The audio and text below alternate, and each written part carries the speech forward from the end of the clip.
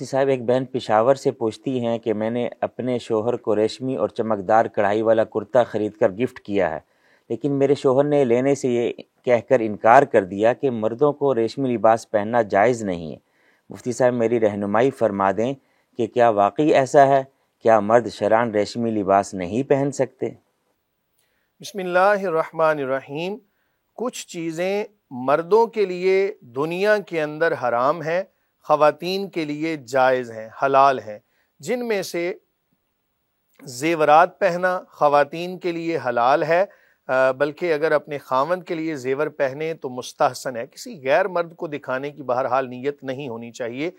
تو اگر خاوند کے لیے یا اپنے گھر کے اندر زیورات پہنتی ہیں، اس کی نمائش نہیں کرتی تو ان کے لیے جائز ہے۔ اسی طرح ریشم کا پہننا خواتین کے لیے حلال ہے، مردوں کے لیے حرام ہے۔ اگر مرد نے دنیا کے اندر ریشم کو استعمال کیا، خالص ریشم اگر اس نے پہنی، تو کل قیامت کے دن یعنی جنت کے اندر اس کو ریشم پہننا نصیب نہیں ہوگا۔ اسی طرح دنیا کے اندر جو کوئی زیورات کو استعمال کرتا ہے، سونے کے زیورات پہنتا ہے، یا یہ مسئلہ بھی یاد رکھیں کہ چاندی کی انگوٹھی بھی جو ہم پہنتے ہیں نا، اس کو بطور زیور نہیں پہن سکتے۔ مرد کے لیے چاندی کی انگوٹھی ایک خاص مقدار کے اندر پہننا، وہ بھی سنت سمجھ کے پہنے گا تو جائز ہے۔ اس کے علاوہ کوئی بھی چیز مرد کو زیور کے طور پر بھی پہننا جائز نہیں ہے۔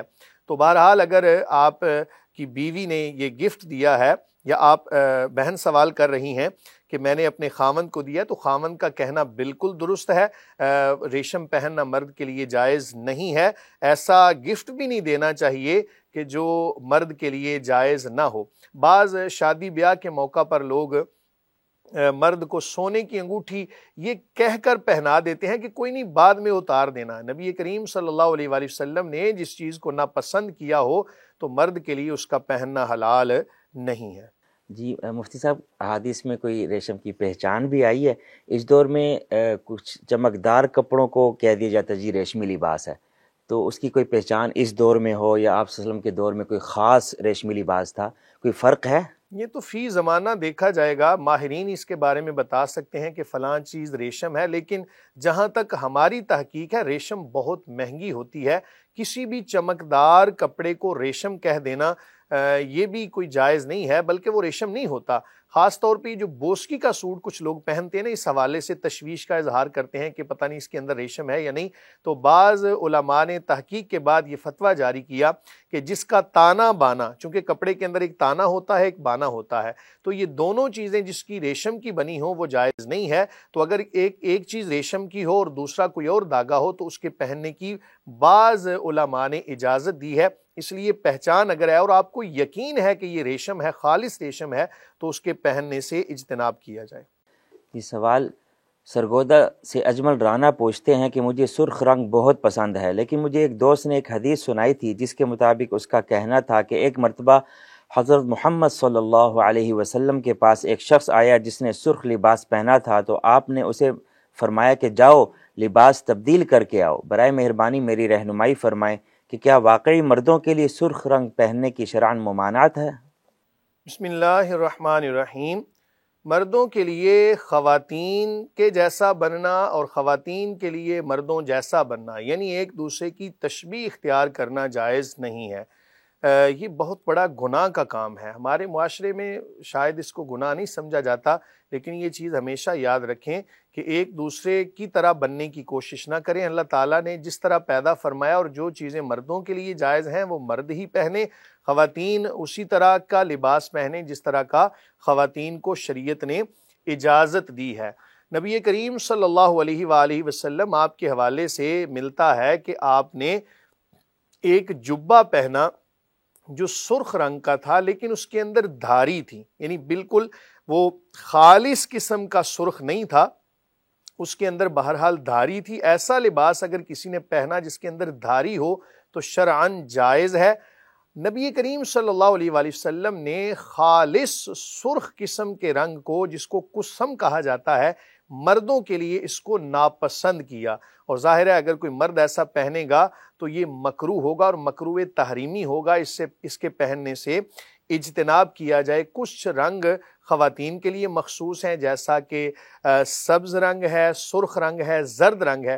سبز بھی بعض روایتوں میں ملتا ہے، بعض علماء نے اس کی بھی تصریح فرمائی ہے، لیکن زرد اور سرخ رنگ یہ چاہیے کہ خواتین ہی پہنیں، مرد بہرحال اس سے اجتناب کریں۔ اگر کوئی صرف کرتا لال پہن لے اور سفید شلوار پہن لے تو جائز ہوگا؟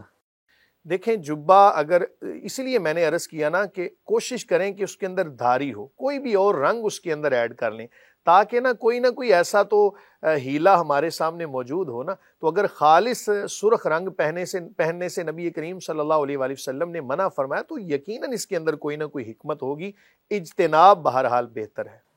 بعض لوگ دستار بھی لال پہن لیتے ہیں، ٹوپی لال پہن لیتے ہیں، وہ جائز ہوگا؟ دستار سرخ رنگ کی پہننا جائز ہے، اس کے اندر کوئی قباحت نہیں ہے۔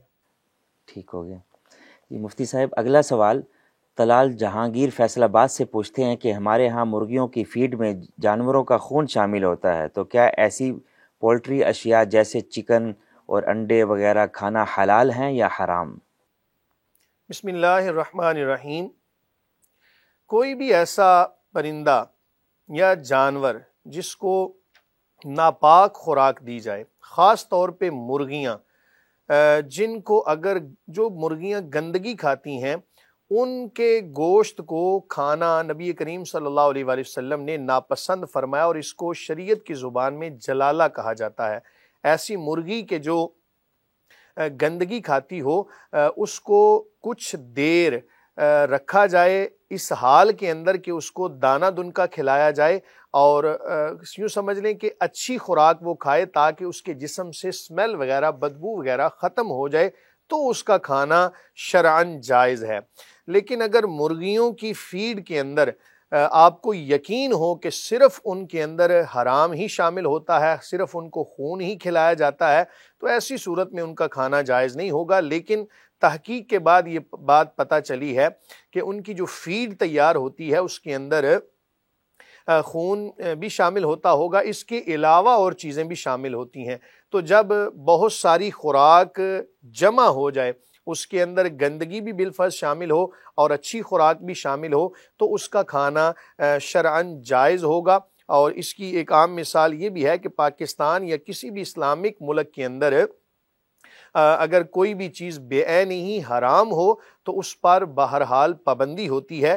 جب عام لوگ اس کو استعمال کر رہے ہیں، عموم بلوا ہے، عام لوگ اس کے اندر مبتلا ہیں، تو ان کا کھانا شرعاً جائز ہوگا۔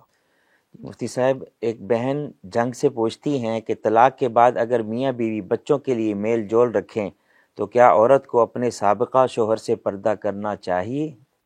بسم اللہ الرحمن الرحیم۔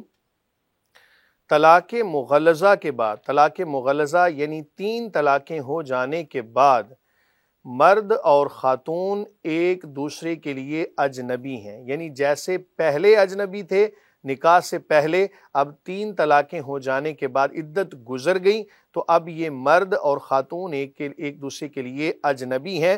اس کے اندر بچوں کا کوئی بھی بہانہ نہیں بنایا جا سکتا۔ جو شریعت نے حکم دیا ہے اس کو پورا کر لیتے ہیں، اگر جو بھی شریعت نے طریقہ وضع کیا ہے اس کو پورا کرنے کے بعد اگر دوبارہ ان کا نکاح ہو جاتا ہے تو ان کے لیے ایک دوسرے کے ساتھ میل جول رکھنا جائز ہوگا۔ بچوں کا درمیان میں کوئی بھی واسطہ بنا کر ایک دوسرے کے ساتھ اگر میل جول رکھیں گے تو شرعاً گناہ گار ہوں گے، ایک دوسرے کے لیے غیر محرم ہیں، پردہ کرنا خاتون کے لیے لازم ہے۔ جی شکریہ مفتی صاحب۔ آپ احباب کا بھی بہت شکریہ جو اپنے سوالات ہمیں بھیج رہے ہیں۔ امید ہے مفتی صاحب کے قرآن و سنت کی روشنی میں دیے گئے جوابات سے آپ کو خوب رہنمائی ملی ہوگی۔ آپ سب دیکھنے والوں سے بھی گزارش ہے کہ اگر کسی بھی دینی اور شرعی معاملے میں آپ رہنمائی چاہتے ہیں تو مفتی آن لائن میں اپنے سوالات سکرین پر دیے گئے نمبر پر بھیجیں۔ آپ ہمارے سوشل میڈیا پلیٹ فارمز پر بھی ہم سے رابطہ کر سکتے ہیں۔ اگر آج کی ویڈیو اور یہ پروگرام آپ کو پسند آیا ہو تو ہمارے چینل کو سبسکرائب کریں اور اس ویڈیو کو زیادہ سے زیادہ لائک کریں اور شیئر کریں۔ بہت شکریہ۔ وما علینا الا البلاغ۔